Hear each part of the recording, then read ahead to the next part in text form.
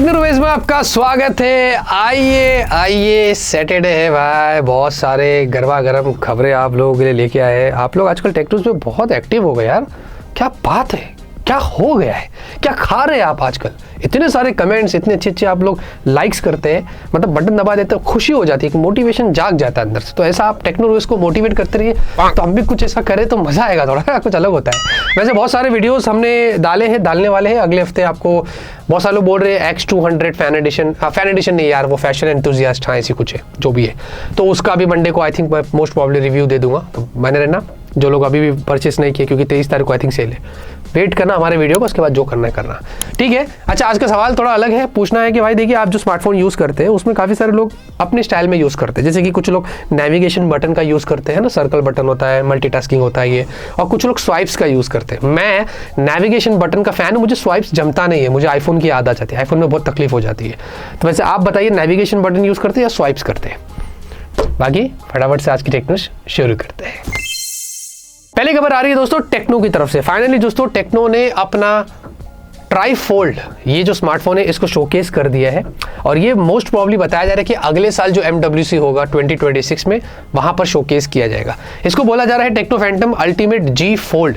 अच्छी बात यह है कि ये दुनिया का सबसे स्लिमेस्ट ट्राईफोल्ड बन के आएगा। अभी तो बहुत कम है ट्राईफोल्ड, हुआवे ने किया था, फिर सैमसंग वाले कर रहे हैं, अभी इनके बीच में तो ये सबसे अभी स्लिम हो चुका है। मतलब जब फोल्ड हो जाता है पूरा 3 तरीके से, तो 11.49 mm की thickness, which is not bad considering it's a trifold. और साथ में अनफोल्ड करते हैं तो सबको पीछे छोड़ दिया, सैमसंग Z Fold 7, ऑनर सबको 3.49 mm, इतना स्लिम, मतलब क्या होगा समझ नहीं आ रहा है। और इसके अंदर जो इंटरनल डिस्प्ले भी है, जब एकदम से ओपन कर लेते हैं 3 तरीके से, तो 9.94 मतलब क्लोज टू 10 इंच एक पूरा टैबलेट बन जाता है। Now this is a very cool concept. Phone overall इनका जो हैंड्स ऑन मैंने देखा वीडियो वगैरह, मुझे बहुत अच्छा लगा। तो लेट्स सी कितना अच्छा चलता है, और मे भी 2026 ट्राईफोल्ड का ज़माना हो सकता है। लेट्स सी, टेक्नो और सैमसंग तो लगे हुए हैं, कौन पहले आता है और कौन कितना अच्छा होता है ये तो वक्त ही बताएगा। नथिंग बाबू, कहाँ हो, छुप गए क्या? नथिंग का एक नया फोन आने वाला है, जो कि योगेश ब्रार ने ट्वीट किया है। उन्होंने बोला है spotted a knew nothing phone, more details soon. Most probably मुझे ऐसा लगता है कि शायद कोई कम्युनिटी एडिशन होगा, या इधर CMF फोन 2 Pro जो आया था, ये CMF फोन 2 हो सकता है, बाकी मुझे कुछ नहीं पता। नथिंग फोन 3 Pro तो सपने में भी नहीं होगा और होना भी नहीं चाहिए, तो मुझे कुछ नहीं पता एग्जैक्टली ये कौन सा फोन है। वैसे आप गेस करके मुझे बताइए कि क्या लगता है नथिंग वाले कौन सा नया फोन अभी लॉन्च कर सकते हैं, कमेंट में जरूर बताना। लावा ब्लेज ड्रैगन, देखिए लावा वाले जो है इंडिया के अंदर अपना एक नया स्मार्टफोन लॉन्च कर रहे हैं। ये अफोर्डेबल रेंज का होगा, इसकी लॉन्च डेट भी आ गई है, 25 जुलाई को ये स्मार्टफोन आ रहा है, जो कि 10,000 की रेंज का होगा, जिसमें बोल रहे हैं कि स्नैपड्रैगन 4 Gen 2 होगा, UFS 3.1 होगा, एमोलेड वाली आपको डिस्प्ले मिलेगी शायद से, मे बी, और एंड्रॉयड 15 होगा। एमोलेड का मुझे श्योर नहीं है, एमोलेड डिस्प्ले होगा कि नहीं होगा, बट एंड्रॉयड 15 होगा।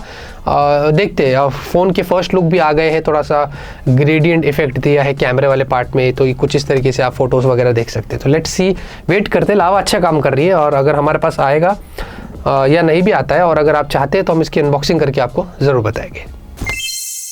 Vivo V60, इसके फर्स्ट लुक यहाँ पर बाहर आ चुके हैं, आप देख सकते हैं। ये वैसे ऑनलाइन लिस्ट हुआ है, अभी कुछ कंफर्मेशन नहीं, बट ऐसे कुछ Vivo V60 दिख सकता है। और ये इसकी पूरी स्पेक्स लीक हो गई है। 120 हर्ट्ज की आपको फ्लैट एमोलेड डिस्प्ले होने वाली है। स्नैपड्रैगन 7 Gen 4, फाइनली V50 तक तो हमें स्नैपड्रैगन 7 Gen 3 ही मिल रहा था, उसमें कोई अपग्रेड्स नहीं हो रहे थे, सालों से वही चल रहा था, बट फाइनली स्नैपड्रैगन 7 Gen 4 होने वाला है। कैमरे में थोड़े अपग्रेड्स होने वाले हैं, और 6500 mAh की बैटरी, 90 वोट की चार्जिंग, ये सारी चीज़ें होने वाली है। ये भी बहुत जल्दी आ रहा है, मे भी शायद 35,000 की रेंज का आपको ये फ़ोन देखने को मिल सकता है।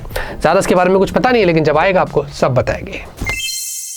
फाइनली दोस्तों, गूगल पिक्सल इवेंट कंफर्म्ड हो चुका है, मतलब Google pixel 10, 10 Pro, XL, fold, क्या पता नहीं क्या क्या होने वाला है। और 20 अगस्त को, अगले महीने, गूगल के ये सारे फोन्स हमारे हाथ में आने वाले हैं। मे बी हमारे पास भी आएंगे, तो आपको एक एक करके सबके बारे में बताएंगे। मैं एक्साइटेड हूँ, लेट्स सी। डिज़ाइन थोड़ी अलग रखता है गूगल, थोड़ा अच्छा लगता है, बाकी सॉफ्टवेयर बहुत अच्छा होता है, और दूसरी चीज़ कैमरा भी बहुत इंटरेस्टिंग होता है, बट फ़ोन के थर्मल्स इतने अच्छे नहीं होते, गर्म होता है। बट देखते हैं इस बार जो टेंसर G5 चिपसेट जो इनमें लगने वाली है, वो ऐसा बताया जा रहा था कि TSMC वो होगी, TSMC पे बेस्ड होगी। तो अगर ऐसा होता है तो शायद कुछ खबरें अच्छी है, मे भी ज़्यादा ओवरहीट्स ना हो, तो वो तो हमारे पास आएगा, टेस्टिंग करेंगे तो ही पता चलेगा। बट 20 अगस्त का वेट करते हैं और देखते हैं कि गूगल इस बार हमारे लिए क्या लेके आता है। वैसे एप्पल जो है अपना फोल्ड पे काम कर रहा है, ये तो सबको पता है, इसके बारे में हमने 10 बार टेक न्यूज़ में आपको बता दिया है। ये मोस्ट प्रॉब्ली हमें शायद 2027 में देखने को मिल सकता है, हो सकता है, अभी इसके बारे में कुछ पता नहीं है। लेकिन according to Ming Ching quo, ये जो फेमस एनालिस्ट है, उन्होंने ये बताया कि एप्पल का जो फोल्ड होगा वो इंडस्ट्रीज फर्स्ट क्रीजलेस डिस्प्ले के साथ आ सकता है। यानी कि वो इतना बड़ा ब्रेक थ्रू कर सकते हैं, एप्पल कुछ अलग करने की प्लान कर रहा है। और ये मिंग चिंग कुओ जो है ना भाई, ये बहुत एक्यूरेट बातें करता है। ये जितनी भी चीज़ें इसने बताया, मेजॉरिटी तो चीज़ें सही हुई है, तो इसकी बातों को हम समझ सकते हैं कि हाँ भाई सही भी हो सकता है। यानी कि क्रीज को, पूरा मामला क्रीज का ही खत्म कर देगा। तो दूसरे फोल्ड जो होगी वो बैठ के कोने में ऐसे देखेंगे, अरे एप्पल तूने ऐसे कैसे कर लिया, शायद। तो लेट्स सी, एप्पल कुछ ऐसे इनोवेशन पर काम कर रहा है।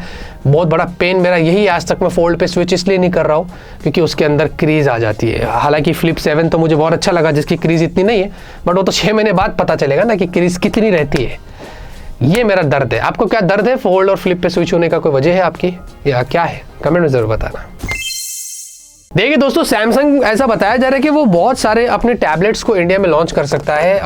काफ़ी सारे लिस्ट यहाँ पर सामने निकल कर आई है। ये अभिषेक यादव ने इसके बारे में ट्वीट करके बताया है कि गैलेक्सी टैब S10 लाइट आने वाला है, टैब S11, S11 अल्ट्रा, और इनफैक्ट सैमसंग गैलेक्सी A17 में भी A17 आ गया, मुझे पता नहीं लॉन्च किया है क्या किया है, कुछ नहीं। एनीवे छोड़ो उसको, इसको तो इग्नोर ही करो। बाकी उसके ऊपर की जो चीज़ें है, डेट लुक्स इंटरेस्टिंग। तो टैब S11 सीरीज आ रही है ऐसा बोल रहे हैं, जो कि हमें बहुत ही जल्दी देखने को मिल सकती है। अच्छा, मीडियाटेक डायमेंसिटी 9400 होगा इनमें, ये भी बताया जा रहा है। तो मुझे अच्छा लगा कि सैमसंग ने ये चूज़ किया instead of Exynos. Let's see, let's hope, देखते हैं कि सैमसंग इस बार क्या करता है।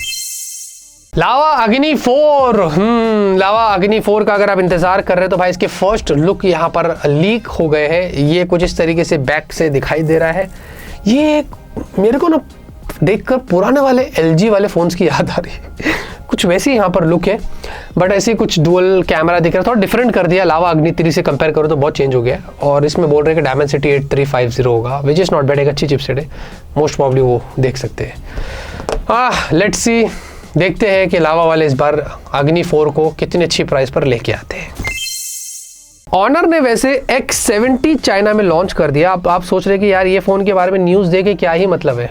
मतलब बहुत सारी चीज़ें मैं आपको बताने वाला हूँ इसके अंदर। देखिए, एक तो बता दूँ, ये स्नैपड्रैगन 6 Gen 4 पर है, ठीक है, जो अभी 6 Gen 4 लेटेस्ट आई है ना, ओप्पो K13 और रियलमी वगैरह में हमने देखा है, वो चिपसेट है। 8300 mAh की बैटरी है। ये दुनिया का पहला स्मार्टफोन है जिसमें इतनी हाई कैपेसिटी की बैटरी जो कमर्शियली सोल्ड हो रहा है। और साथ में स्लिम भी इतना है कि 7.7 mm, प्लस इसके अंदर आपको 80 वॉट की वायर्ड चार्जिंग है, 50 का कैमरा भी है, फिर बड़ी एमोलेड 120 हर्ट्ज वाली डिस्प्ले है, IP69, ये सब कुछ दिया। अच्छा, चाइना के अंदर 16-17 हज़ार की रेंज में लॉन्च हुआ है।